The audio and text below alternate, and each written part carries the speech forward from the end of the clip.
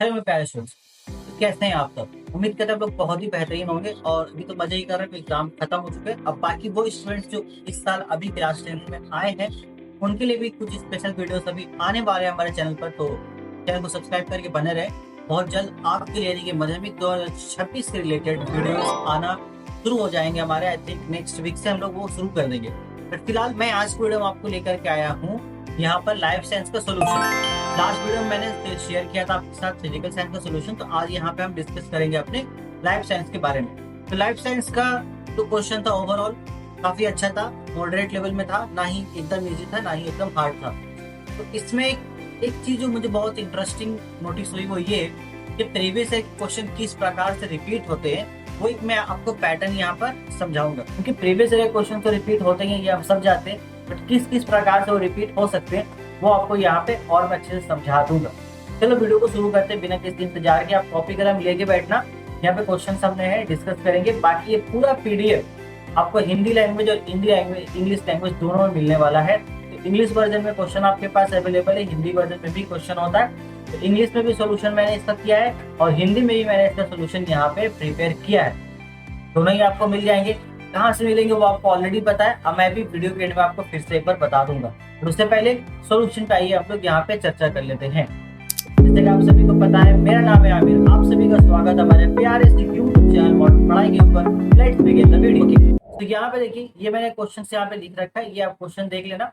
ये क्वेश्चन होता है जो बोर्ड की तरफ से इस तरीके से प्रिंट होकर आपको मिला। बाकी हम यहाँ पे क्या करेंगे, मैंने इन्हीं सारे क्वेश्चंस को निकाल करके अलग तरीके से लिख दिया। ये देखो, माध्यमिक 2026 लाइफ साइंस आंसर की ये इंग्लिश वर्जन। पहले इंग्लिश वर्जन की बात करते, सेम एज इट इज इसी चीज को हमने उर्दू बोल रहा हूँ, हिंदी वर्जन में भी यहाँ पे प्रिपेयर किया हुआ है। तो आइए एक एक करके हम इसके बारे में चर्चा करते हैं। ये देखो, ये जो सबसे पहला जो एमसीक्यू आपको दिखाई दे रहा है, मैंने एग्जाम से एक दिन पहले आपको एमसीक्यू का एक सजेशन दिया था और मैंने आपको बताया था कि वो जो सजेशन है उस सजेशन पे मैंने प्रीवियस ईयर के सारे क्वेश्चंस को एक जगह किया है। यानी कि प्रीवियस ईयर आप क्वेश्चन ले लो, मैंने उसमें 2017 से लेकर के 2024 तक जितने भी एमसीक्यूज आए थे चैप्टर वाइज मैंने आपको करके दिए थे। और यहाँ 5 क्वेश्चन मुझे डायरेक्टली ऐसे दिखे हैं जो वहां से एज इट इज आए, मतलब एज इट इज क्वेश्चन में कोई भी प्रकार का चेंज यहाँ पे नहीं किया गया है। और ये जो पहला क्वेश्चन है ना, ये पहला क्वेश्चन उसी से, ये पहला question as it is repeat हुआ है। ये सेम क्वेश्चन हमारे उस लास्ट ईयर वाले में था, प्रीवियस ईयर वाले क्वेश्चन में। आई थिंक ये 2018 या 19 का क्वेश्चन है, इस साल रिपीट हुआ है एज इट इज। तो यहाँ पे सिंपल आपको बोला गया है भाई एक करेक्ट ऑर्डर आपको सिलेक्ट करना है, सीरियल नंबर। तो हमें बहुत आसानी से समझ आता है कि सबसे पहले रिसेप्टर जो है, हमारा रिसेप्टर हमारे किसी भी चीज को रिसेप्ट करता है। उसके बाद वो चीज अफर्नेटिव नर्व तक जाती है, वो नर्व सेंटर के पास भेजती है। नर्व सेंटर फिर एफरेंट नर्व के पास भेजता है, लास्ट इफेक्टर के पास खबर आता है कि भाई तेरे को हो चुका है असर। अब जो भी है उसके बाद इफेक्टर तक पहुंच चुका है, उसके बाद जो भी रिएक्शन होता है होगा। तो ये हमारा एक करेक्ट पेयर था। ठीक है, ओके, आगे देखते हैं। आगे देखो, ये भी सवाल जो है ये एज इट इज हमारा उठ करके आया है प्रीवियस ईयर वाले क्वेश्चन से। स्टार्टिंग के 2 क्वेश्चन एकदम एज इट इज है। अब बाकी देखो क्या यहाँ पे एक चीज है इंटरेस्टिंग। ये तो आपको बोला गया एक इनकरेक्ट स्टेटमेंट सिलेक्ट कीजिए। तो इनकरेक्ट ये है कि insulin increases the rate of glycogenesis. तो इंसुलिन ग्लाइकोजेनेसिस का रेट नहीं बढ़ाता है, बल्कि एक्चुअली ये ग्लाइकोजेनेसिस को प्रमोट करके ब्लड शुगर जो है उसका रेट हमारा बढ़ाता है, मतलब ब्लड शुगर की लेवल को ये बढ़ाता है। आपको पता है अगर बॉडी में ब्लड शुगर कम होता है तो इंसुलिन दिया जाता है ताकि ब्लड शुगर यहाँ पर इंक्रीज हो। ठीक है, तो ये एक रॉन्ग स्टेटमेंट थी। और ये क्वेश्चन देखो 1.3 में, the refractive media of the eye. ये क्वेश्चन आई थिंक 2019 या 20 में 1 मार्क्स में आया था कि write the names of the refractive media of the eye. मतलब आई का जो रिफ्रैक्टिव मीडिया जितने भी है उन सभी का नाम लिखना था आपको। यहाँ पे उस चीज को एमसीक्यू के फॉर्म में दे दिया गया है। इसका करेक्ट आंसर होता है ऑप्शन नंबर ए, यानी कि cornea, aqueous humour lens and vitreous humour. ये हो गया आपका करेक्ट आंसर। और ये जो आपको मैच ऑफ द फॉलोइंग्स दिया गया है इसके बाद, consider the difference between mitosis of plant cell and animal cell, select which are correct. ये भी प्रीवियस ईयर से ही रिपीट किया गया है क्वेश्चन। ये एज इट इज एक क्वेश्चन रिपीट हुआ जो लास्ट ईयर में था। मुझे एग्जैक्ट इसका ईयर याद नहीं है, बट जो मैंने पीडीएफ आपको दिया था वो ईयर वाइज एमसीक्यू वाला, उसमें ये भी क्वेश्चंस इंक्लूडेड थे। तो इसमें मैं डायरेक्ट आपको आंसर बताता हूँ कि इसमें देख लो आंसर जो आपका है, ये क्वेश्चन नंबर जो सॉरी ऑप्शन नंबर सी आपका सही है, 2 और 4। तो ऑप्शन नंबर सी, अब चले जाओ 2 और 4 जो पेयर है, जो 2 नंबर जो है, 2 नंबर किससे मिल रहा है? 4 नंबर से इधर के। Cytokinesis is accomplished through the formation of cell plate, yes. और यहाँ पे माइटोसिस ऑफ एनिमल सेल में आ जाओ तो cytokinesis proceeds from centre towards periphery of the cell, ये चीज होती है। ठीक है, तो ये आपको समझ आई। इसके बाद 1.5 तो बहुत ही इजी क्वेश्चन था, इसमें मुझे ज्यादा चीज बताने की जरूरत नहीं महसूस होती है। तो सिंपल बोला है कि भाई नाइट्रोजनस बेस है डीएनए का, तो कौन सा पेयर करेक्ट होगा। और हम सभी जानते हैं कि गॉनाइन और साइटोसाइनिन जो है वो एक आपस में तय है। एडेनाइन थाइमिन में रहते गॉनाइन और साइटोसाइनिन, आपके पास एक करेक्ट पेयर यहाँ पे दिया गया है, तो ये आपको यहाँ पर सही लिखना। अब मैंने हर एक क्वेश्चन पे कोशिश की है, एक जो करेक्ट एक्सप्लेनेशन होता है वो एक्सप्लेनेशन भी आपको मैंने यहाँ पे लिखा है।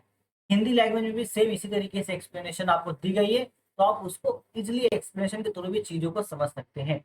1.6 में देख लो, ये जो क्वेश्चन है, ये क्वेश्चन इस बार थोड़े अलग अंदाज से बनाया गया है कि how many of the flowing statement regarding cross pollination are correct. Cross pollination के रिगार्डिंग कौन सा स्टेटमेंट यहाँ पे करेक्ट है। यहाँ पे सिंपल आप देखो, दो स्टेटमेंट्स ऐसे हैं जो यहाँ पर करेक्ट है। यहाँ पर आपके पास पहला, agents are required for cross pollination, yes agent चाहिए होता हमें। New traits originate in the offspring plants as a result of cross pollination, yes ये भी सही है। तीसरा है, wastage of pollen grains is more in cross pollination as depends on agent, तो एजेंट पर डिपेंड करता है, तो यहाँ पर यस वो कई बार ज्यादा वेस्टेज हो जाता है। ये तीनों ही स्टेटमेंट करेक्ट है, सिर्फ एक ही स्टेटमेंट यहाँ पर रॉन्ग है, तो यहाँ पे मैंने शायद ये गलत आंसर मार दिया है, ये आंसर हमारा नहीं होगा। ऑप्शन नंबर ए जो यानी कि 3, ये हमारा एक सही आंसर है। ठीक है, देखो ऑप्शन नंबर जो सी था ये गलत की हुई, यहाँ पे ये बोला है कि wastages of pollen grain is less in cross pollination as it does not depend on agent. तो एजेंट पर ये डिपेंड करता है, और एजेंट के डिपेंडेंसी पे ही डिपेंड करता है कि कितना ज्यादा वेस्टेज हो सकता है। यहाँ पर अगर एयर के थ्रू क्रॉस पोलिनेशन हो रहा है तो ज्यादा वेस्टेज हो सकता है, पानी के थ्रू बहुत कम हो सकता है, कोई बर्ड्स कोई यहाँ पर इंसेक्ट के थ्रू हुआ तो कम हो सकता है, ये डिपेंड करेगा। ठीक है, तो उम्मीद है ये भी आपको क्लियर हो गया होगा। आगे देखते हैं, 1.7 पे हमारे पास क्वेश्चन दिया गया था, what would be the probability in percentage of fourth child to be a daughter born to parents already having 3 consecutive sons. अब मेल फीमेल का एक पेयर, उनके पास 3 कॉन्जिक्यूटिव सन्स, पहले उनके 3 लगातार लड़के हो चुके हैं, तो अगर चौथा में बेटी होती है तो कितना परसेंटेज चांस है कि उनका वो बेटी हो सकता है। तो ओवरऑल भाई 50% ही चांस होता है कि मेल या फीमेल होने का, तो ये 50% ही आपका होगा ये आंसर। ठीक है, ये भी जानते हो इंटरेस्टिंग बात क्या है इस क्वेश्चन का, ये क्वेश्चन 1 मार्क्स में आया था 2022 में, और उस चीज को यहाँ पर एमसीक्यू में बना दिया गया।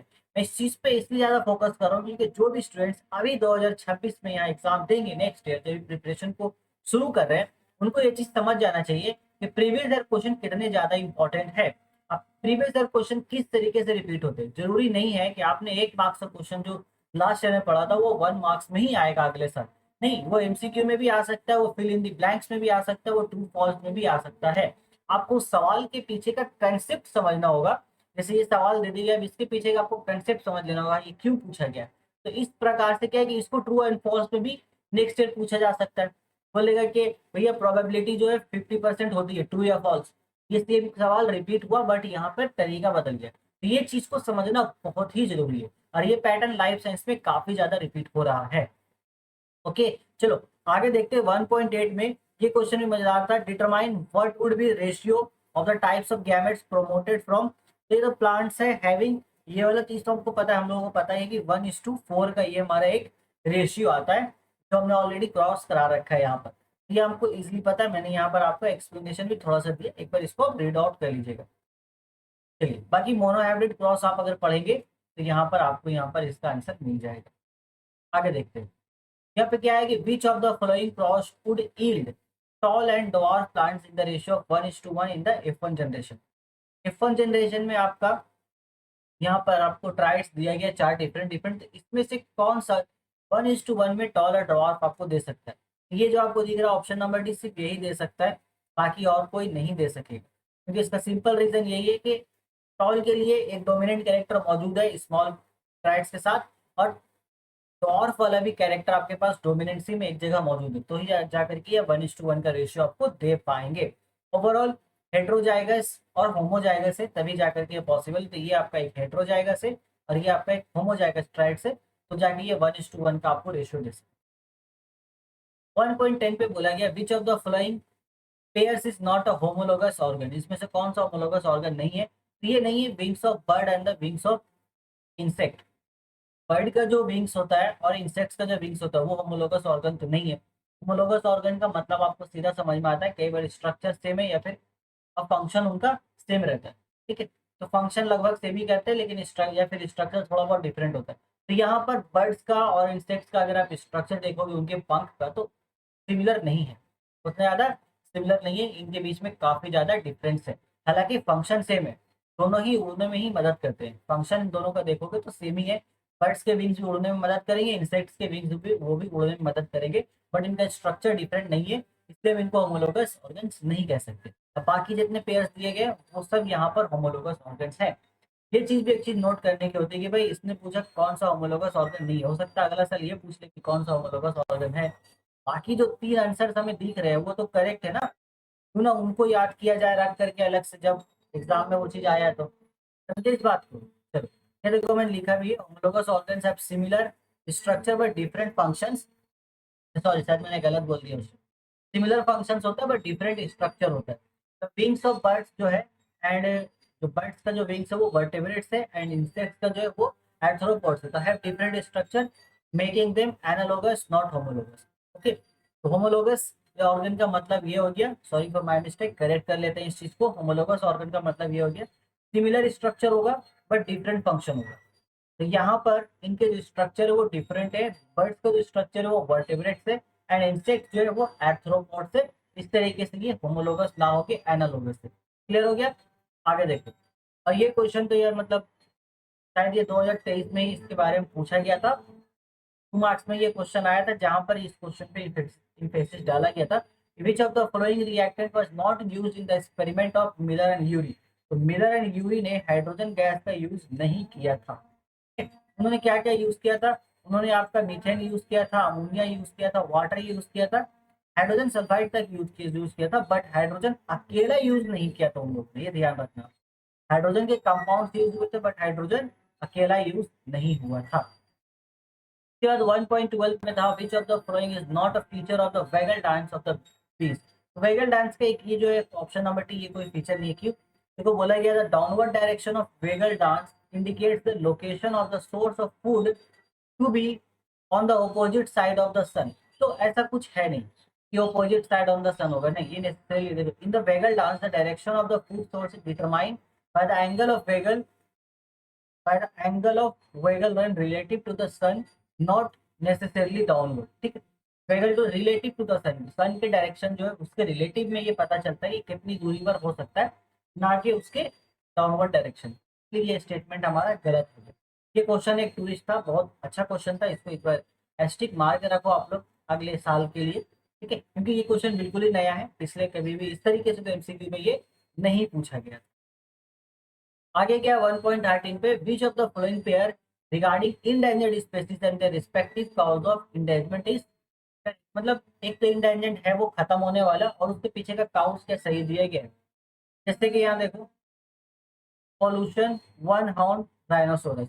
तो वन हॉर्न राइनोसोरस यानी कि एक सींग वाला जो गेंडा है वो इंडेंजर्ड स्पीशीज है आज के टाइम पर। उसका रीजन क्या है?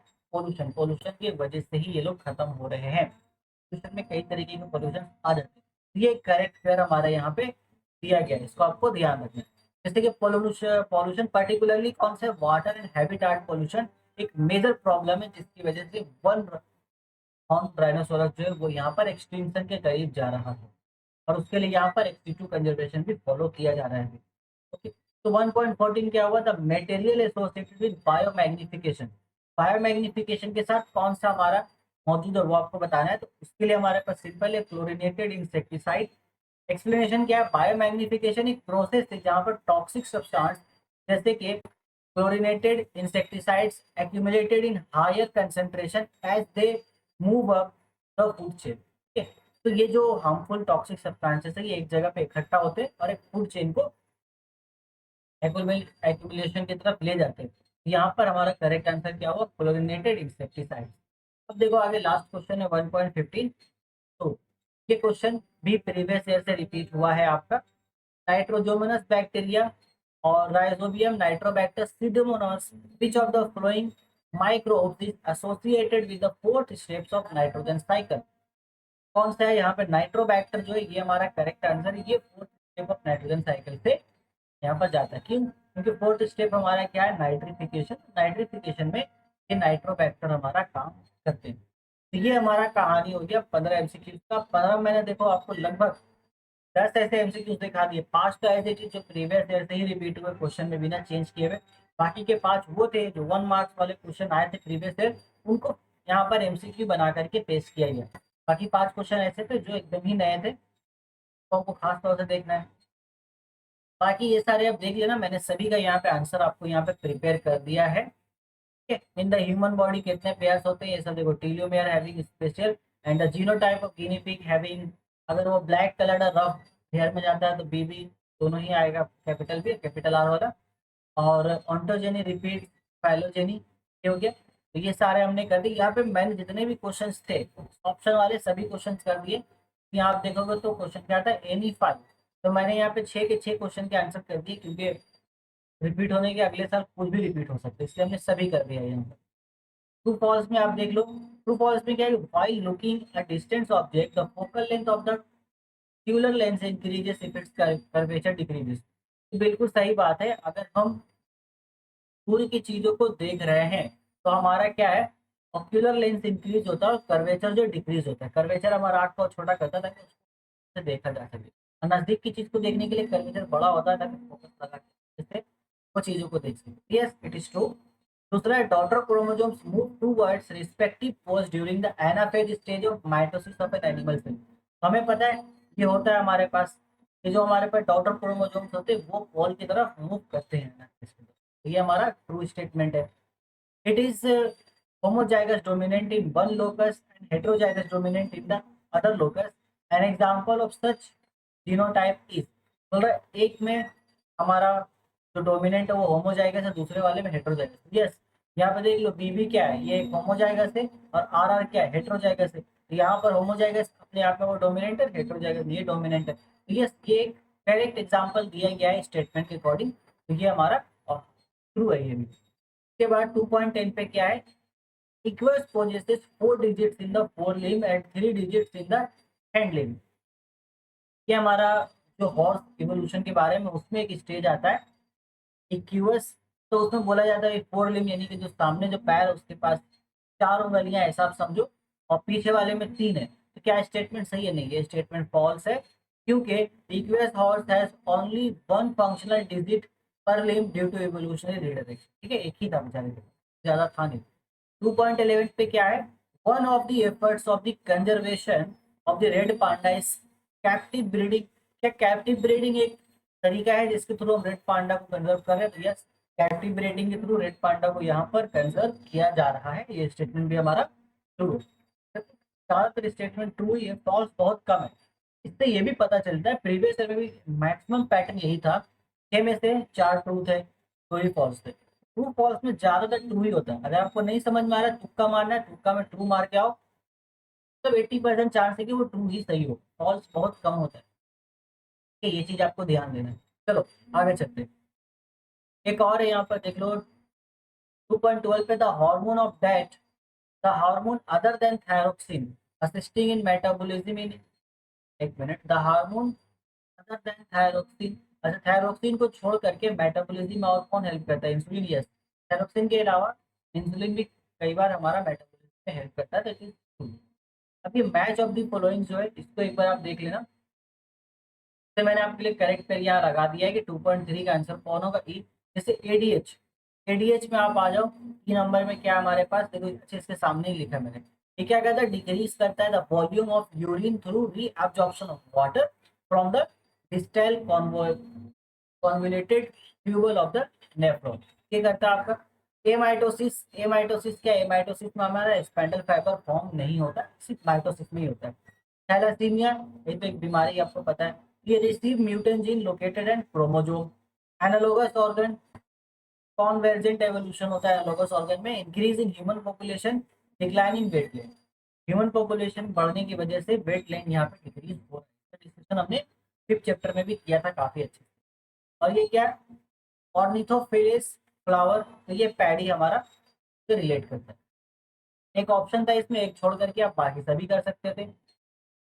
आगे देखते हैं, आगे क्या था, आंसर इन सिंगल वर्ड्स, तो इस पे हम ज़्यादा एक्सप्लेन नहीं करेंगे आपको, तो आप देखते हुए चलिए, क्योंकि जो भी नए स्टूडेंट्स हैं वो तो अभी जब सिलेबस पढ़ेंगे तब उनको चीज़ें समझ में आएगी, ओके।